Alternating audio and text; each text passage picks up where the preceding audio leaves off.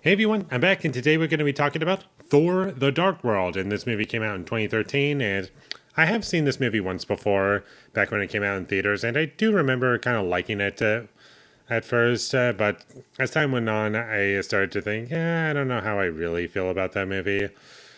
And having rewatched it, I'm not really a fan of this one. It's, I guess, in ways better and worse than I remembered. Like, it's not as bad as I was expecting it to be, but it's also not as good as I would like it to be, nor as I remembered it being in terms of like my first watch.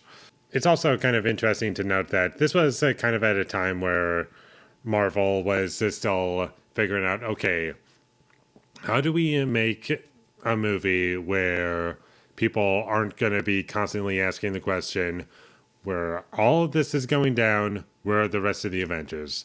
Like, it makes sense that with this movie, because a good amount of it takes place on Asgard or like in space or other worlds, not so much on Earth up until the last act. But I do feel as though this movie kind of has a good angle in terms of addressing that, but I do feel as though there's probably bigger issues with the movie than that one, even if you do take issue with that. And I do like the cast. I do feel as though this movie has good actors playing all these different characters. And Chris Hemsworth, he's fun. And Tom Hiddleston as Loki, I love. And he's my favorite character in this whole movie, Loki. I do feel as though that he's probably everyone's favorite character, honestly.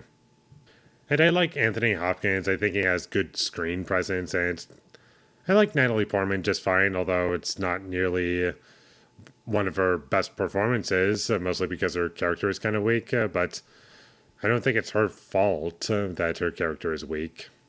The movie is also directed by the same guy who directed Terminator Genesis, a pretty bad movie, if you ask me. And this movie is not very well shot, especially in the action scenes. Like, it's less annoying in the non-action scenes, simply because it's not so many Dutch angles like in the first movie. Like that first Thor movie abused Dutch angles to where it was like, why are we looking at it like this or like that or like it was less annoying to look at, but also more boring because of it. The movie also had annoying editing choices where it was just really choppy and I couldn't make out what was going on. And that's also partially why the action sucked so bad. And the special effects look good for 2013. They look a lot better than the special effects in Man of Steel, that's for sure. There were also some moments of humor that I enjoyed at the very least.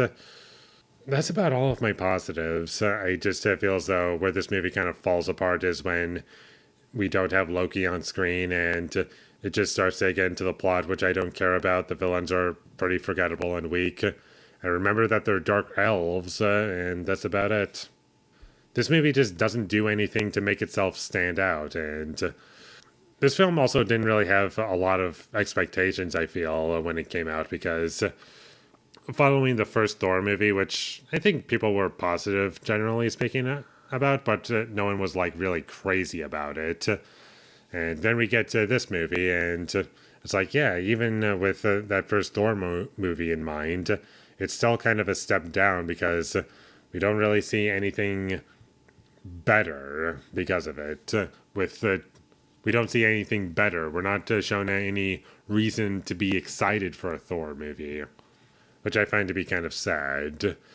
I feel as though in phase two, because that's where we're at currently, expectations were kind of all over the place. And with the next one being Captain America the Winter Soldier, I do remember people were like, yeah, that'll be just another Captain America movie. We'll be entertained by it. And then it blew up, and everyone was like, oh, wow, this is like really awesome. We can get really great action movies from this universe now. And that's a big reason as to why people like Marvel so much, is that we got that movie and people were excited to see where this universe can go.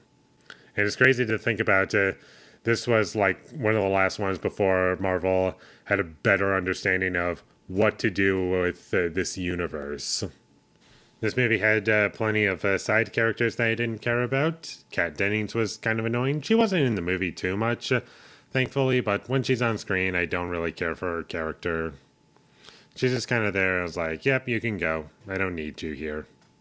And one thing to mention about this movie is that when the plot gets started and the Dark Elves awaken, that scene, just visually speaking, reminded me pretty hard of Prometheus. So when the engineer wakes up, I was just thinking of Prometheus when that happened. And that's about all I have to say about Thor the Dark World. It was kind of disappointing. I knew it going into it that it wasn't going to be the best, and I remember kind of liking it the first time I saw it, but rewatching it, not really much to take away, unfortunately. So, unfortunately, I would not recommend this one. You probably won't take away anything from it. So, with all that being said, I'm going to give Thor the Dark World a 4 out of 10. Thank you for watching my videos. As always, if you enjoyed this review, be sure to leave a like and comment down below your thought of Thor the Dark World, and my social media links, they will all be in the description, so follow me there. And last but not least, subscribe to be a part of Foley Nation, and I'll see you when I get my next review up, and that is going to be for The Woman in Cabin 10. So look forward to that, but until I get that up, thank you for watching, and have a great day.